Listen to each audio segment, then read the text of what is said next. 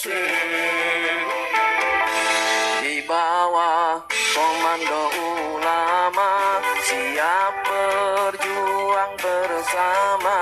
Di bawah komando ulama, siap berjuang bersama. Demi tegaknya agama, demi masa depan Allah. Wa ni'mal wakil, ni'mal maula wa ni'man nasir. Hasbunallah wa ni'mal wakil, ni'mal maula wa ni'man nasir. Jangan musuhi Habib.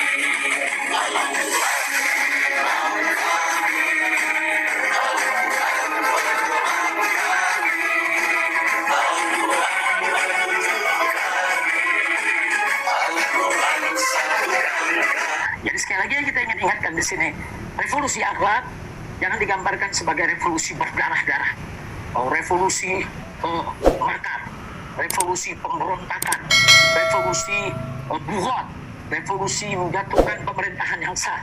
Tidak begitu. Atau disebut khawarij. Enggak begitu. Kita harus sunnah wal jamaah. Kita selalu membuka diri untuk dialog, rekonsiliasi. Ayo sama-sama kita saling kritik, kita saling memperbaiki. Nah inilah dakwah dan hisbah inda ahli sunnati wal jamaah. Kami ini para habaib di Indonesia ini yang mengakidahkan ahli sunnah wal jamaah, kami ini dididik oleh guru-guru kami. Kami dididik dengan manhaj ahli sunnah wal jamaah. Kami tidak boleh melakukan pemberontakan terhadap pemerintahan yang sah. Nggak boleh. Kalau sudah nyatakan sah, diterima oleh masyarakat, suka atau tidak suka, adil atau tidak adil, ya kita tetap harus mengakui ini pemerintahan. Tapi kita harus bersikap objektif. Apa kebijakan yang dikeluarkannya yang bagus, yang baik, harus kita apresiasi. Kita terima, kita jalankan bersama. Nah, adapun kebijakan-kebijakan yang tidak populer, kebijakan-kebijakan yang membahayakan keselamatan bangsa dan negara, kebijakan-kebijakan yang menindas rakyat, yang wajib kita kritisi. Nah, dalam satu sistem kepemimpinan, seorang pemimpin yang memiliki leadership yang kuat, dia harus ada di atas semua agama, semua golongan, semua suku, semua ras. Dia tidak boleh hanya menjadi milik satu golongan saja, satu kelompok saja. Maka dia akan terdiam. Dan itu berbahaya, bisa mengantarkan kepada perpecahan. Nah itu yang kita ingin ingatkan. Ini perlu revolusi, semua ini perlu revolusi. Jadi ini sudah menjadi rahasia umum di mana-mana. Kita bisa lihat penegakan hukum yang tidak adil, adu domba, pecah belah. Dan ini harus dihentikan. Karena ini merupakan sumber kegaduhan. Nah yang kita juga perlu punya etikat baik, keseriusan, dan kerja keras. Juga dibutuhkan kecepatan itu di dalam bertindak, itu yang disebut sebagai revolusi. Itu kita hijrah dari sistem politik liberal ke sistem politik musyawarah mufakat, sistem politik perwakilan. Nah, sesuai amanat sila keempat dalam Pancasila, kerakyatan yang dipimpin oleh hikmat kebijaksanaan dalam permusyawaratan perwakilan. Ini kan sistem politik kita. Nah, sistem politik yang sudah dibangun oleh para founding father ini nggak boleh diganti menjadi sistem neolib, menjadi sistem liberal, menjadi sistem yang otoriter atau menjadi sistem yang diktator. Tidak boleh, karena itu bisa menghancurkan tatanan demokrasi negara kesatuan Republik Indonesia. Jadi para founding father kita itu luar biasa. Mereka orang-orang tegas, negarawan. Mereka punya pemikiran begitu panjang ke depan untuk kebaikan bangsa Indonesia. Jadi mereka sudah letakkan itu dasar-dasar. Apa dasar ekonominya, dasar politiknya. Bahkan pertama sekali mereka letakkan dasar agamanya. Ketuhanan yang Maha Esa. Yang kedua, kemanusiaan yang adil dan beradab. Ini kan dasar penegakan hukum. Yang ketiga, persatuan Indonesia. Itu kan dasar luar biasa untuk mencegah disintegrasi bangsa. Dan yang keempat yang tidak kalah pentingnya, dasar musyawarah mufakat dengan sistem perwakilan. Nah, sebetulnya kita hanya tinggal melaksanakan saja. Enggak usah kita obruk-obruk ini Pancasila, apalagi diperas-peras, mau dijadikan Ekasila, mau dijadikan Trisila. Nah, ini berbahaya sekali bagi persatuan dan kesatuan NKRI. Nah, kemudian yang terakhir yaitu yang kelima, masih dalam tataran level revolusi akhlak.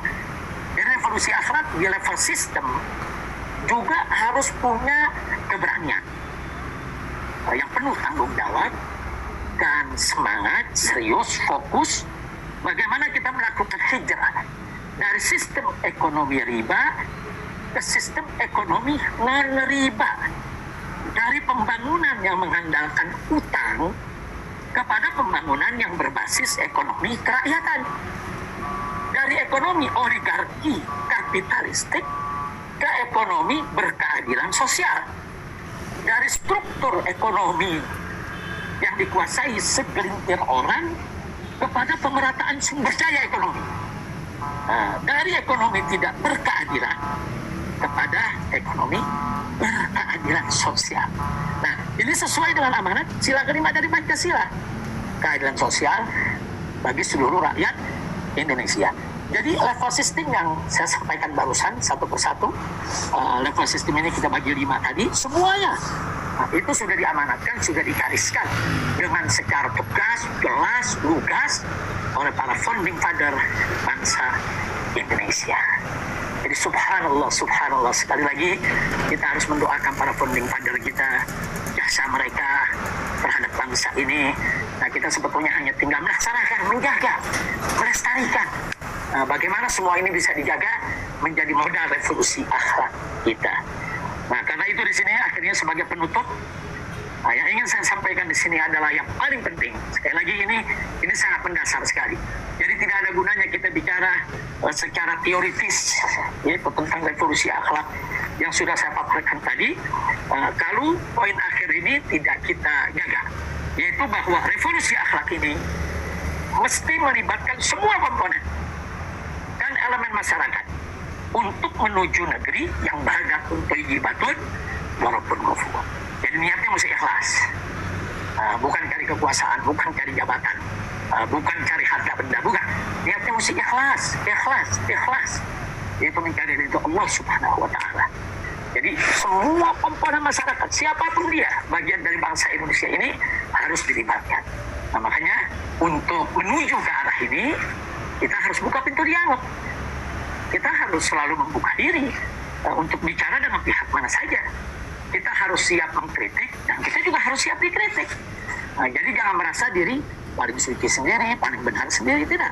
Nggak ada yang maksum di antara kita, kecuali Nabi alaihi salatu wassalam. Kita ini ada kesalahan, ada kelalaian.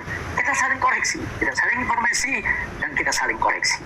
Nah, ini bagian-bagian daripada revolusi akhlak yang ingin saya paparkan supaya menjadi jelas. Nah, pada akhirnya setelah panjang lebar saya sampaikan soal revolusi akhlak ini, jangan ada yang berpikir revolusi akhlak itu kalau dengar kata revolusi bersenjata atau revolusi pemberontakan, Habib Musin. Nggak betul.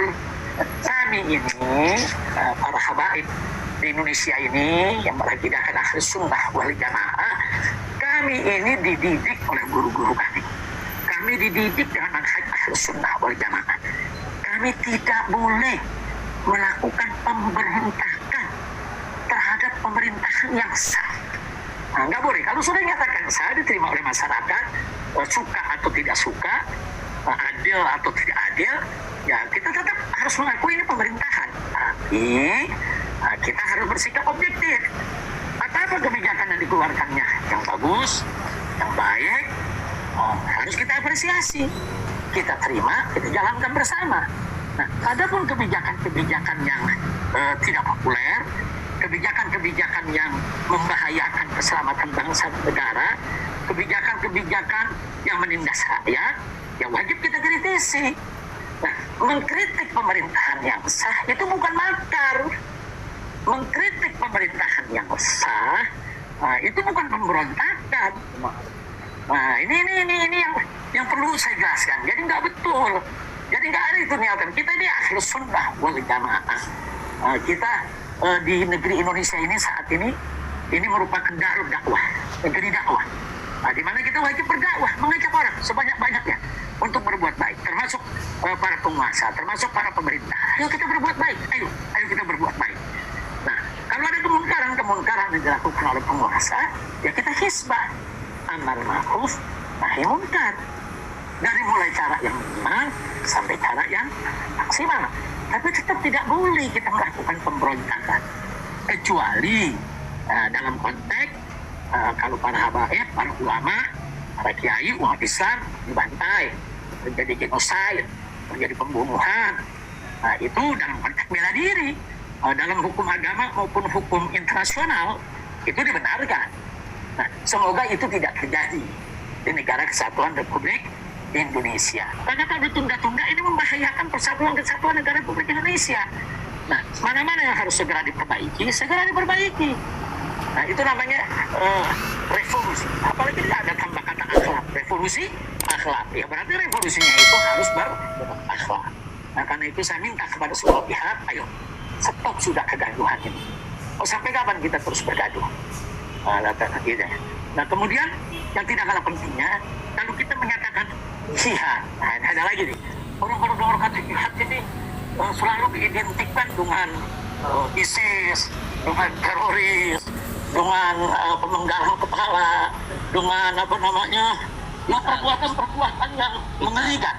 Enggak begitu. Jihad itu jihad itu memang pada makna terminologi yang merupakan makna perang. Tapi ada syarat-syaratnya, ada adabnya, ada akhlaknya. Seperti pada saat penjajah Belanda datang menjajah Indonesia, para ulama-ulama kita mengadakan jihad, bahkan mereka turun berjihad. Ada Teguh Umar di Aceh, Jalan Cutnadin, ada Imam Bonjol di Sumatera Barat, ada Pangeran di Ponorogo, yaitu di tanah Jawa. Mereka semua berjihad. Nah, konteks pada saat itu yang dihadapi oleh beliau-beliau yaitu melawan penjajah. Memang harus jihad, harus berdarah-darah. Nah, tanpa adanya Teguh Umar, Cut Nyak, tanpa ada Pangeran Hasanuddin, tanpa adanya Imam Bonjol, kemudian di Ponorogo dan lain sebagainya, bagaimana kita mau merdeka dari penjajahan?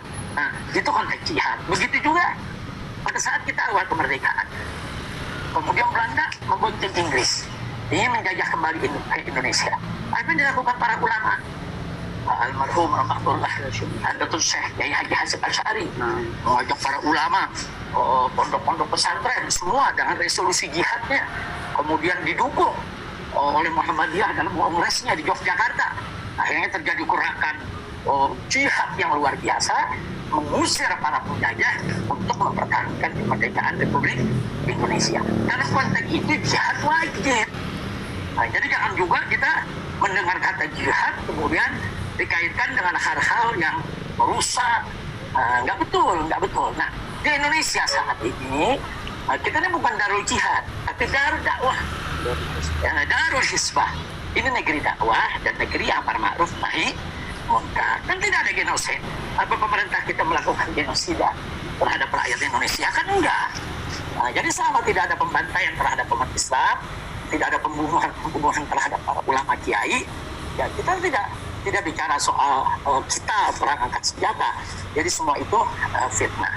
Nah, sebagai penutup akhirnya cara tentang jihad, justru Nabi mengatakan jihad yang paling afdol sekarang. Jihad yang paling afdol. Jihad yang paling afdol itu adalah kalimatul haq atau sultan al-jahil. Menyampaikan kalimat yang hak kepada penguasa yang zalim. Jadi siapa yang menyampaikan kalimat hak, kalimat benar depan kezaliman penguasa, itu jihad yang paling afdol. Dan itu wajib dilakukan oleh para ulama, khususnya para habaib dan para kiai. Jadi ini yang perlu kita sampaikan. Artinya biasakanlah hidup dengan saling mengkritik, saling menasihati, watawasau bil haqqi watawasau bis sabr.